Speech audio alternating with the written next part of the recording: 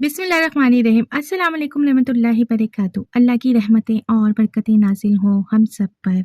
मोहतरम नाज़रीन, इस दुनिया में कुछ लोग ऐसे हैं जिनको मौत के वक्त बिल्कुल भी तकलीफ नहीं होगी।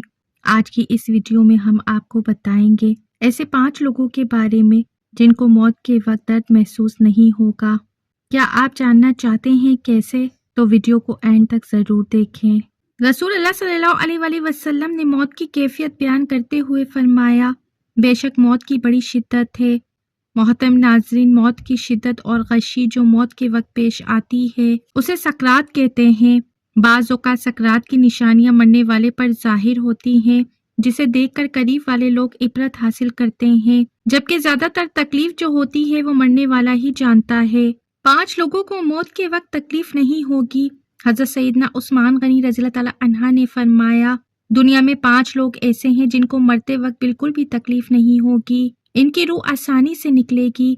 हालत नज़ा में इंसान की आधी रूह जिस्म के अंदर होती है और आधी रूह बाहर होती है और बंदा तकलीफ में होता है। इस वक्त इंसान को प्यास इतनी लगती है कि इंसान का दिल ये चाहता है कि 7 समंदर का पानी पी जाऊं, और अगर बिलफर्ज 7 समंदर का पानी वो पी भी जाए फिर भी इसकी प्यास कभी खत्म नहीं होगी। रूह निकलते वक्त इंसान को जो तकलीफ होती है वो नाकाबिले बयान है। हजरत सईदना उस्मान गनी रज़ी अल्लाह ताला अन्हा ने फरमाया, ये 5 लोग ऐसे हैं कि इन्हें मरते वक्त जरा भी तकलीफ ना होगी, यानी मौत आसान होगी और बगैर तकलीफ के होगी। उनसे पूछा गया कि वो 5 लोग कौन से हैं जिन्हें मौत की सख्ती में भी नरमी मुयस्सर होगी, तो फरमाने लगे कि सबसे पहला वो शख्स है जो अपनी माँ बाप की मौत के बाद, यानी माँ बाप के मरने के बाद विरासत का हिस्सा अपनी बहनों को पहुँचाने में जल्दी करता है, यानी विरासत का हिस्सा अपनी बहनों को जल्द और बर वक्त पहुँचाता है।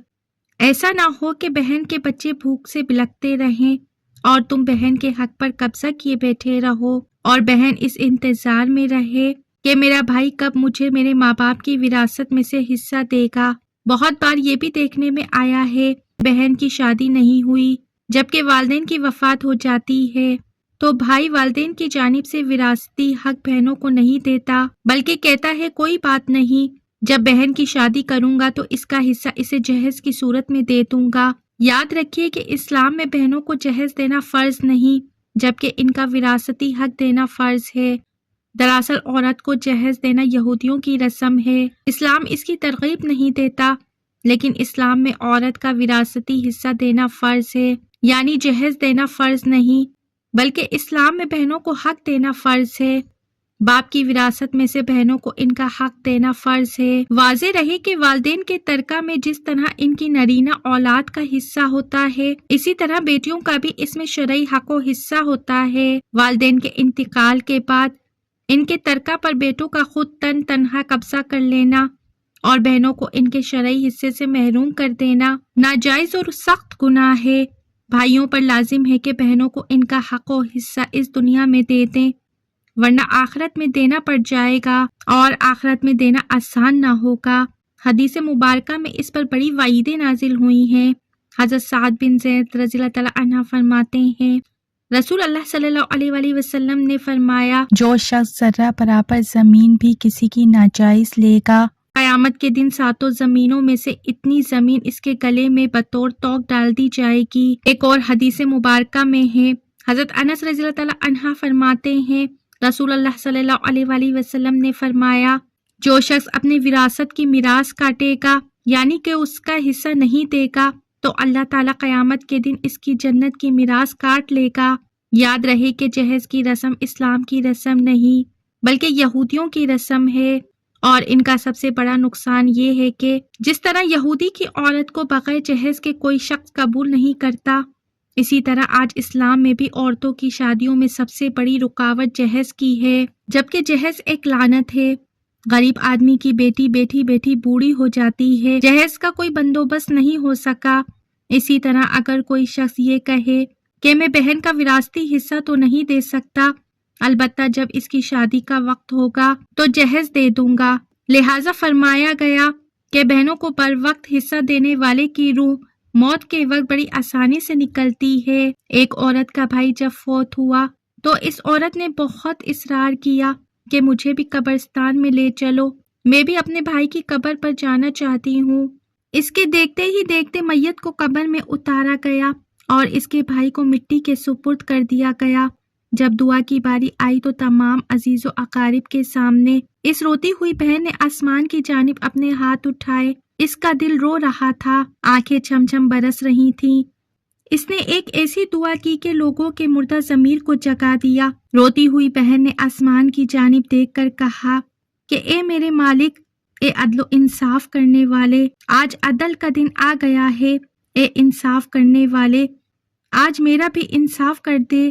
کہنے لگی، میرے مالک تم میرے اس بھائی کو اپنی رحمت سے دور رکھنا، ایسے دور رکھنا جیسے اس نے میرے والدین کی وراثت سے مجھے دور رکھا ہے۔ میرے بچے بھوک سے بلکتے رہے لیکن اس ظالم کو میرے بچوں پر ذرا بھی ترس نہ آیا۔ میں اپنے بچوں کو حرام جانور کا گوشت کھلانے پر مجبور ہوئی۔ میرے بچوں نے بڑے ہی غربت کی زندگی گزاری ہے، جبکہ میرے اس ظالم بھائی کو کبھی بھی حیا نہ آئی، کبھی بھی شرم نہ آئی، کبھی بھی ہم پر رحم نہ آیا کہ میں اپنی بہنوں کی وراثت کا حصہ جو ان کا حق ہے اسے ادا کر دوں۔ اے میرے اللہ، تو آج انصاف کر دے، جس طرح اس نے میری وراثت کے حق سے مجھے دور رکھا ہے اسی طرح تو اسے اپنی رحمت سے دور کر دے۔ تو میرے محترم ناظرین، صرف ایک لمحے کے لیے اپنے دل پر ہاتھ رکھ کر یہ سوچیں، جب ہم اپنی بہنوں کو ان کی وراثت کا حق ادا نہیں کریں گے تو کیا ہماری بہنیں ہمارے لیے مغفرت کی دعا کریں گی؟ بہن کے لیے ظالم بن کے مرو گے یا مظلوم بن کے؟ بہن کا حق کھانا ایسا ہے جیسے خنزیر کا گوشت کھانا۔ حضرت سیدنا عثمان غنی رضی اللہ تعالیٰ عنہ نے فرمایا، اے مسلمانوں، بہن کا حق بر وقت ادا کر دینے والے شخص کی روح مرتے وقت بڑی آسانی سے نکلتی ہے۔ پھر فرمایا، کثرت سے صدقہ کرنے والا، پھر وہ شخص جو کثرت سے صدقہ کرنے والا ہو، یعنی ایسا شخص جو اللہ اور اللہ کے رسول صلی اللہ علیہ وآلہ وسلم کی رضا کے لیے اپنے مال و دولت میں سے یوں صدقہ کرتا ہے کہ جب وہ اپنے ایک ہاتھ سے کسی کو دیتا ہے تو دوسرے ہاتھ کو پتہ بھی نہیں چلتا، یعنی دوسرا انسان وہ ہے جو کثرت سے صدقہ کرے گا تو اس کی موت کے وقت اس کی روح آسانی سے نکلے گی اور جان کنی کا عمل اس کے لیے تکلیف دہ نہیں ہوگا۔ نمبر 3 وہ شخص ہے جو اپنی فیملی سے اچھا سلوک کرنے والا ہو، یعنی اپنے ماں باپ، بیوی بچوں اور بہن بھائیوں سے نرم دلی کا رویہ رکھنے والا ہے، اپنے بیوی بچوں سے پیار کرنے والا ہو، حلال کا لقمہ کما کر اپنی بیوی بچوں کی کفالت کرنے والا ہو، حلال کمائی سے بچوں کی پرورش کرنے والا، بیوی کو حلال کا لقمہ کھلانے والا ہو۔ بزرگان دین فرماتے ہیں کہ جب رزق نیک ہونے لگے تو دسترخوان کو وسیع کر لیا کرو، یعنی کہ اپنے بیوی بچوں پر خرچ کرنا سب سے بہترین صدقہ ہے، انہیں کھلانا پلانا صدقہ ہے۔ لہٰذا ایسا شخص جو اپنی فیملی یعنی اپنی بیوی بچوں پر خرچ کرتا ہے اور ان سے حسن و سلوک کرتا ہے تو جب وہ دنیا سے رخصت ہوتا ہے تو اس کی روح نکلنے میں آسانی ہوتی ہے اور اس سے کوئی تکلیف نہیں ہوتی۔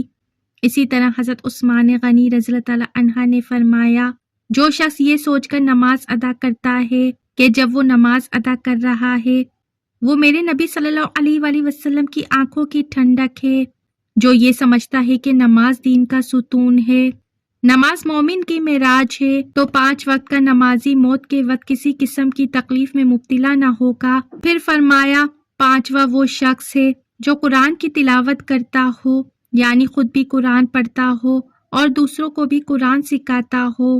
راتوں کی تنہائیوں میں اٹھ اٹھ کر قرآن پڑھا کرو اور قرآن پڑھتے وقت رویا کرو۔ فرمایا کہ اگر رونا بھی نہ آئے تو رونے کی کوشش ہی کر لیا کرو۔ حضرت علی حجویری رحمۃ اللہ علیہ سے کسی نے پوچھا کہ حضرت اگر رونے کی کوشش بھی کریں اور پھر بھی رونا نہ آئے تو پھر کیا کریں؟ تو فرمایا کہ پھر اپنے مقدر پہ رویا کرو۔ کیا تم اتنے سنگ دل ہو گئے ہو کہ تمہاری آنکھیں آنسو نہیں بہاتی؟ محترم ناظرین، اللہ تعالیٰ سے دعا ہے کہ اللہ تعالیٰ تمام مسلمانوں کے موت کی وقت کی سختیوں کو دور فرما کر ہمارا خاتمہ ایمان پر نصیب فرمائے، آمین۔ محترم ناظرین، کمنٹ باکس میں آمین ضرور ٹائپ کریں۔ اگر میری ویڈیو اچھی لگی ہے تو ویڈیو کو لائک، شیئر، سبسکرائب کریں، بیل آئیکن پہ ضرور کلک کریں تاکہ میری آنے والی ویڈیو کا نوٹیفیکیشن پر وقت آپ کو ملتا رہے۔ اپنا بہت سا خیال رکھیے۔ زندگی رہی تو پھر ملیں گے معلوماتی ویڈیو کے ساتھ۔ اللہ حافظ۔